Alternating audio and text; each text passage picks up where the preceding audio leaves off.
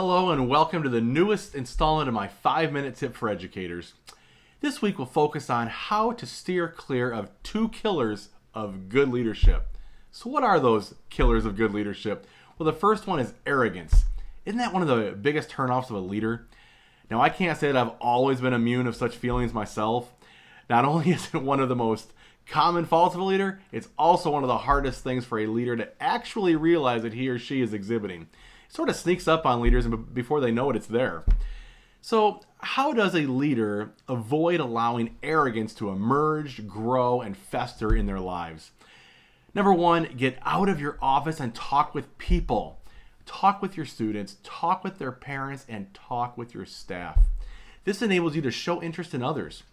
Philippians 2:4 reminds us to look out for the interest of others. It's a sign of humility. But don't just give others lip service with empty words. I have worked with some people who were masters at saying the right thing quickly in passing, but everyone knew they didn't really mean it. It was almost a learned habit. You walk past someone, you say a parroted line to express acknowledgement and care, but there was nothing behind that quick smile and one-liner. Unfortunately, it was so evident we all noticed it and joked about it for years. I've been to Prague, Czech Republic at least twice with groups of students on leadership development study abroad programs, and each time we would walk past a public graffiti wall. You never knew what you were going to see on that wall. Some of it was just incredible graffiti art, but there was also various statements interwoven throughout. The first time I was there, I was intrigued with a very evident inscription that read, "Leadership is action, not position." I took a picture of it and have used it on and off as my background screen on my phone since then. It's a great reminder for leaders to truly work at actually listening, acknowledging the issues, and maybe even doing something about what you heard. That will go a long ways. Humility is so rare in leaders, but it's also so endearing.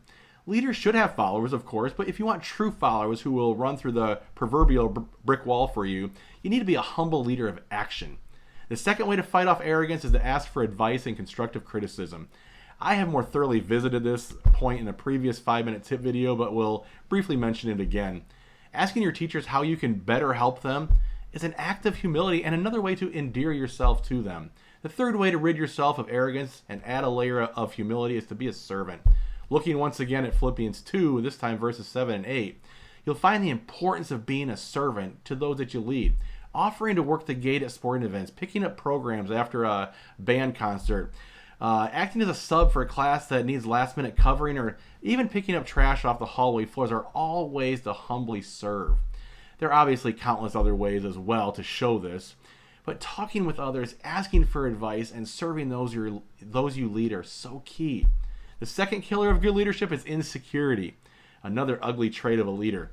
Maybe the leader is new to his or her role, maybe they're new to this location, maybe they've been hired for a job that they're not equipped to handle.